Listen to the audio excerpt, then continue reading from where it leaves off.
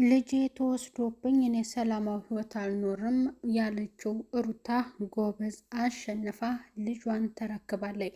አብርሃምም ሩታን ይቅርታ ጠይቋታል። ሁለቱን ለማስማማትና እናንተ ሁሌ እየተጨቃጨቃችሁ ይሄ መሆን የለበትም፣ በዙሪያችሁ ያሉትን ሰዎች ደግሞ ከእናንተ ህይወት ማራቅ አለባችሁ። እሱም ልጁን የማየት መብት አለው። አንቺም እናት ነሽና ልጅሽን የመያዝ መብት አለሽ ብሎ የአብርሽ ወንድም ለሩታና ለአብርሃም ተናግሮ ሁለቱንም አስታርቋቸዋል።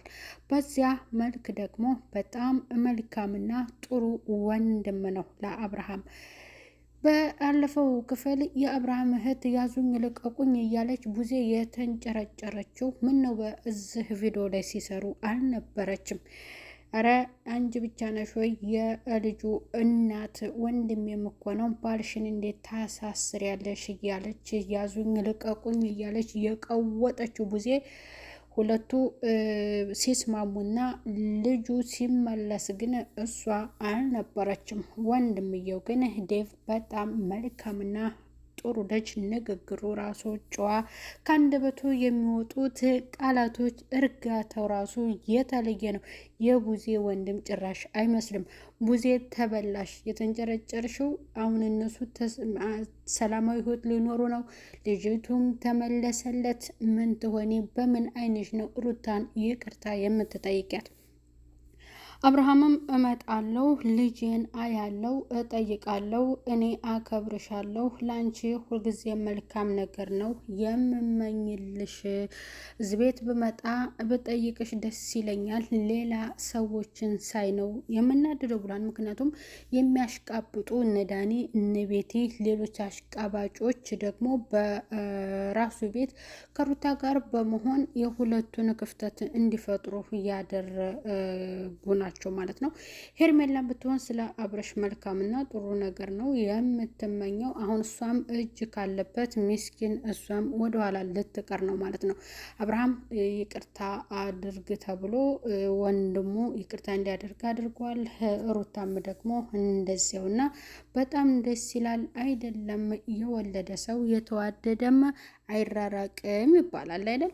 ሰላም ጤና ይስጥልኝ ውድ እየተከበራችሁ የቻናሌ ተከታታዮች ቤተሰብ በሙሉ በያላችሁበት ዓለም ዳርቻ ሰላማችሁ ይብዛልኝ። ለቻናሉ አዲስ ናችሁ ቤተሰብ የሆናችሁ ቻናሉን እስከ መጨረሻው ቪዲዮን እያያችሁ ቻናሉን አበረታቱ ትላለሁ። ቤተሰብ ሩታ ጎበዝ፣ ሩታ ድል አድርጋለች። በቃ አሸነፈች። ምክንያቱም ንግግሯ ተሰሚነት አግኝቶላታል። የቡዜ መንጨርጨር በዜሮ ነው። በዜሮ ትላንት በቡዜ ቪዲዮ በሩታ ላይ ቡዜን አይታችኋታል። ረረረረር ጭርርርር ያዙኝ ልቀቁኝ እጅ መሰንዘር ነው የቀራት በሩታ ላይ ማለት ነው። ሩታ በትዕግስትም ቢሆን አዳምጣታለች። ግን እውነት ያለው ደግሞ እናት ጋር ነው፣ መቼም አክስት ጋር አይደለም። እሷ አክስት ናት፣ እናትየዋ ደግሞ ሩታ ናት። ስለ ልጇ ምንም የማለት መብት ያላት ሩታ ናት። ስለዚህ ይገባታል። የተናገረችው ቃል ልክ ነው። እናት ናት። በልጇ ቀልድ የለም፣ ድርድር የለም እና ያ ነገር ደግሞ ተሰሚነት ተገኝቶላታል። እውነቱ ወጥቶ ልጇ ተመልሶላታል። ወይንም አብርሃም ልጁን አንጥቷል ማለት ነው። ያው ህፃን ልጅ ነው፣ መኖርም ያለበት ከእናት ጋር ነው። እሱ ሌላ ሰው ቢለውና እሷን ለመጉዳት ቢያስብ እንኳን ይሄ ህፃን ልጅ ምን አድርግ ብሎ ምን አሁን ልጁን ቢነጥቃት ምንም ነገር አይሆንም። ምክንያቱም ተጎጇ እናቱ ናት። እናትየዋ ምንም ሩታ ናት የምትጎዳው እና ይሄ ነገር ትክክል እንዳልሆነ በህግም ሲነገረው አብርሃም ልጁን ይዞ መልሶ ለእናቱ አስረክቦ የማየት መብት አለህ፣ የመጠየቅ መብት አለህ ተብሎ ያንን ተሰጥቶታል ማለት ነው። ፍቃድ ልጁን የመጠየቅ መብት እንዳለው ይህንንም ለሩታ ነግሯታል። ሩታ ጋርም በወንድሙ መካከል ሁለቱ ቅሬታ እንዳይኖራቸው ልክ እንደማይተዋወቅ ማለት ነው ዳርና ዳር ቆመው እንዲታረቁ አድርጓቸዋል። ተመልካችም ይቅርታ ጠይቁ ብሎ ሩታም እንዲሁም አብርሃምም ይቅርታ ጠይቀዋል ማለት ነው። ምክንያቱም ያው ለሩታ እናት ስለሆነች ብዙዎች ያዘኑላት አሉ። ከሩታ ጎን ሆኖ ለእነሱ በተፈጠረውም ነገር በተናደርኩና ባዘንኩበት ሰዓት እናንተንም አስከፍቻለሁ፣ ለዛ ይቅርታ ጠይቃለሁ ብላለች ማለት ነው። አብርሃምም ያው ልጁን ሰርቆ ወስዶ ነበረ፣ ተመልሷል። ግን የት ድረስ እንደሚወስደው ሳይታወቅ በሰዓቱ መለሰው። ይህ የሩታ ብቃት ነው፣ ጎበዝ። እና እንደዚህ ሲያወሩ ወይንም አብረው ሲያወሩ ወንድምየው በጥሞና ነገሮችን ሲሰማና ሲመልስ የአብርሃም እህት ቡዜ ቀውጠው ነበረ።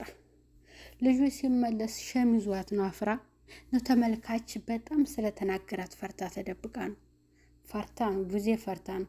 በምን አይኗ ነው የምትመለሰው ከነሱ ጋር? እውነት በጣም ወይኔ በጌታ በጣም ነው እኮ ጭረረረረ እንዴ! ሰው የሚሰጠውን አክት እንኳን እኮ በዛ መልክ እንደሷ እኮ በቃ አላዳ የሆነ አክቷን እያሳየች ነው እኮ እየተንቀሳቀሰች ምናምን እጇን መሰንዘር እኮ ነበር ያቃታት በሩታ ላይና ያ ነገር ራሱ ከባድ ጸብ እንደተፈጠረ ሁሉ ለአብርሃም ተናግሯል። በእህቱ ጉዳይ ቡዜ እንደቀወጠችው ማለት በጣም እንደተናደደች ሁሉ ያንን ተናግሯል ማለት ነው።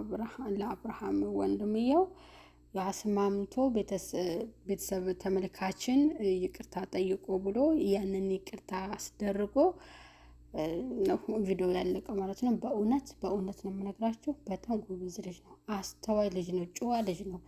የሚገርማችሁ ኤፍሬምም አብርሃምም ሚዲያ ላይ እንደዛ ሲሆኑ እህቶቻቸው ሀይሚ ትላልቆቹ ሁለቱ ሲሆኑ ይሄ ልጅ ለመጀመሪያ ጊዜ እንግዲህ እዚህ ሚዲያ ላይ ሲታይ ማለት ነው። እስከዛሬ ተደብቆ ጎበዝ፣ እንደመደበቁ ደግሞ በጣም ጨዋ አላለን። በቃ እርግጥ ያለ ነገሮችን በትክክል ከአንደበቱ የሚወጡ ማስረዳትና ማሳመን የሚችል ጨዋ ወንድምን ያላቸው ማለት ነው። እስኪ ቡዚ አሁን እንደው ማለት ዴቭና ቡዚን ስታስቡ የአንድ አባትና አንድ እናት ልጆች ይመስላል። ኧረ በጭራሽ አይመስልም። የትና የት በጣም ልዩነት አለ ማለት ነው። እና ቡዜ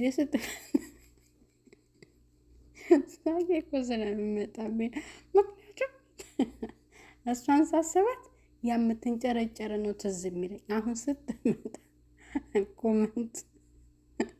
ኮመንታተሮች ለቡዜ የሚመልሱት ምላሽ ይታየኛል ማለት ነው። ምክንያቱም ንግግሯ በጣም እየተዘዝቃለች፣ እንደ ፎቷ እየዘቀዘቁት ነበርና ሸሚዟት አልመጣችም፣ አፍራ ነው። ኮመንቱን አንብባለች። ያው ሸም ነው ያደረገችውና ያው ትወቅሳለች። በዛ መደበቋ መሰለኝ ማለት ነው ቤተሰብ። እኔ ግን እሷ እስከምትመጣ ጓጉቻለሁ። ምክንያቱም ምን ብላ እንደምትመልስ ሩታንስ ያው ይቅርታ ጠይቃታለች በተናገረችው ልክ። ግን ተመልካች ደግሞ እንደሷ የሰጣትን ኮመንት ያንን አይታ ምን ያክል እንደተሰማት ሁሉ ያው መቼም አትናገርም፣ ግን ያው ሸም ይዛታል ማለት ነው ቤተሰብና ቀጣይ በሌላ ድረስ ከምንገናኝ በያላችሁበት ሰላም ሆኖ ቤተሰብ ቻው ቻው።